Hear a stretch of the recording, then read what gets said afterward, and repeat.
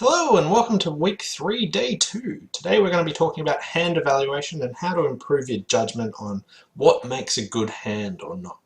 So today I'm going to be talking about high card points, length points, shortage points, using these to form a total points, and then some other factors that can help swing things such as running suits, extreme shape, a bit about location of points, and I'll show you a cool service called a hand evaluator, K&R hand evaluator, that you can test out. Anyway, let's get into it and discuss high card points. Now, one of the first things you learn about in bridge is when they say you want to give a value to your hand, and they tell you an ace is 4, king is 3, queen is 2, jack is 1. This is just a nice simple approximation. Now, these values aren't actually quite right. They're not perfect. They're just an easy way to approximate it.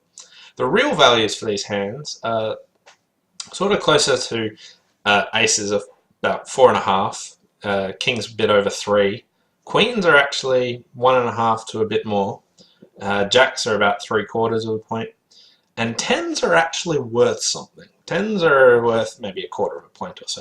Now, I don't expect you to pull out a calculator and work out the exact value of your hand each time. We're not going to do that, but you just want to get a basic idea that if you're looking at a hand, aces and kings are actually undervalued. Aces and kings are actually really good, they're powerful, and if your hand's full of aces and kings, they're useful.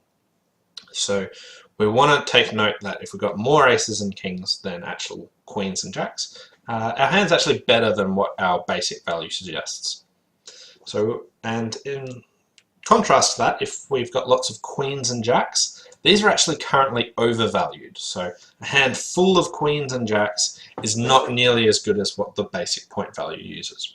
So we just want to use this to come up with an idea of if we've got a good hand or a bad hand using this basic point value.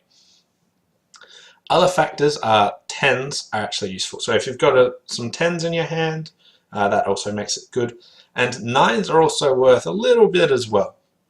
So if you're trying to work out if you've got a good hand, check for those tens and nines. They're actually useful. But you don't need to remember these values. That's not important.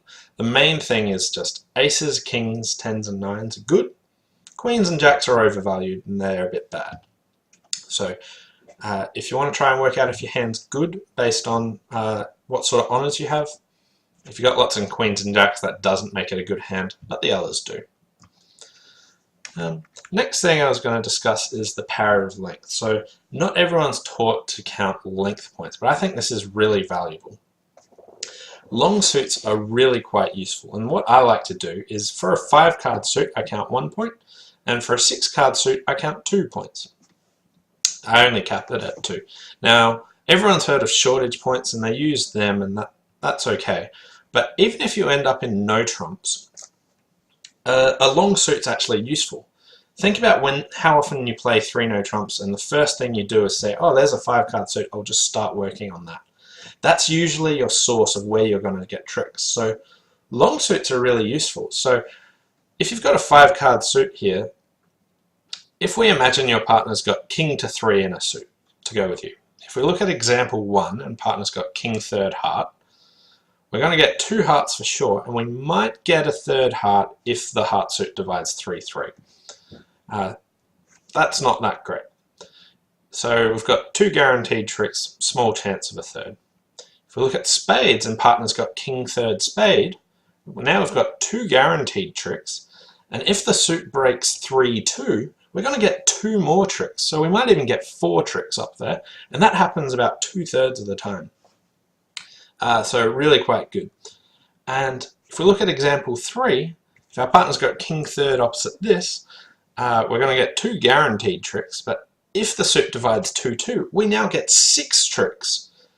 And if it divides 3-1, we get 5 tricks. So this length means that our chances of taking lots of tricks in no trumps is still really, really powerful. So long suits are useful, and I recommend counting length points here, because even if you end up in no trumps, the long suits are still going to be a useful asset.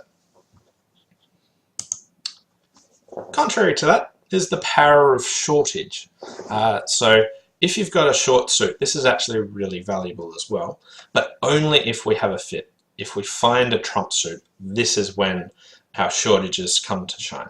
So what I like to do is count length points before I find a fit, and after I find a fit, I count shortage points instead. You never count both of them. So what the common thing to do is a doubleton is worth 1 point, a singleton is worth 3 points, and a void is worth 5 points. So shortages are really useful for getting rid of losers. Now, what you need is you don't want your partner to have too many points in the suit, because otherwise it's not that useful. So sometimes it's a bit of a gamble of how much wastage points the partner's going to have, but shortages are still really powerful and you want to use them. Example 1's just like a really crappy hand. If you find a spade fit, this hand's just rubbish anyway. Whereas example 2, this is a lot more powerful because of this singleton heart. You're sort of reducing the number of losers that you're going to have. And example 3 is even more powerful with just a void. So counting shortages still very, very useful. So after I do this, I like to form an idea of my total points. Okay, so what total points are is high card points plus distribution points. So you count either your length points or your shortage points, depending on whether or not you have a fit. You never count both of them.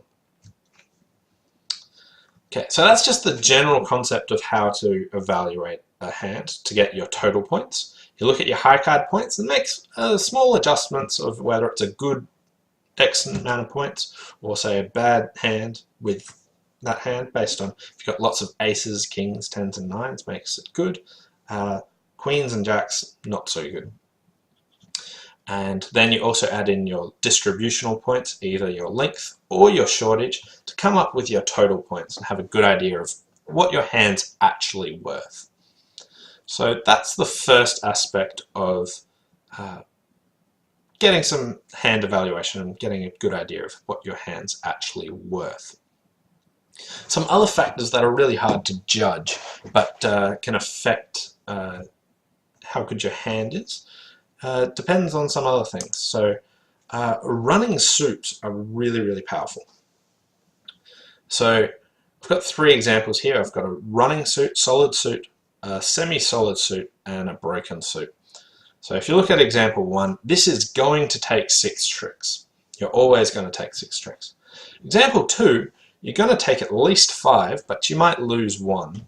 But if you take a finesse, you might get all the tricks.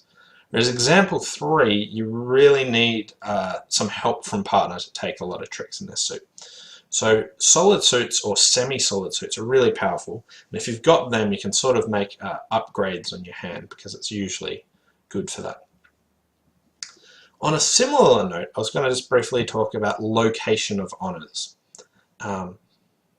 What you want, queens and jacks we mentioned were not so great based on the high card point system, but if they're connected to a higher honor, they're actually really powerful. So if I just had a suit headed to the jack, so imagine we didn't have this ace of clubs here and we just had jack 6. This jack of clubs is okay because it's in a long suit, but it's not with any higher cards.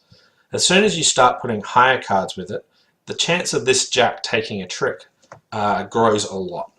So if there's no higher cards, it's pretty low that the jack's going to take a trick. Chuck the ace in there, and then, you know, maybe the king queen's on side and it's up to 25%. Chuck the queen in as well, and it's now up to 50%. And chuck the king in, and we're up to 100%. So the more higher honors you have with a queen or a jack, now start to make it a good queen or a good jack or things like that. Other things you want to look for location of honors is you want them in your long suits. If you have cards in your long suits, such as these running suits, then that makes them better spots. If you had stuff like singleton jack, that's pretty rubbish, whereas if it's jack to 5, not a great suit, but at least the jack's with your long suit. So you either want your honors connected with higher cards, or otherwise you want them in your long suits. You don't want them in your shortages. Another thing is extreme hand shapes. If you've got 10 or more cards in 2 suits, this is a really powerful playing strength hand. And you usually want to upgrade these hands. So the common ones are 6-4 shapes and 5-5 shapes.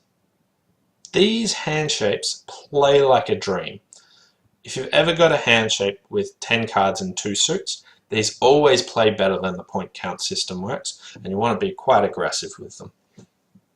6-4s in particular are my favorite. I think they're even better than 5-5s. But in general, extreme hand shapes, you want to be more aggressive, and they're really powerful hand shapes, and use them. Bid more aggressively with hands like example 1 and example 2, whereas example 3 is just like a boring 8 count. There's nothing spectacular about this. Whereas I'd say example 1 is much more like a 12 count almost, even though it's not that many high card points. Just all this stuff's good. So this hand is really quite powerful.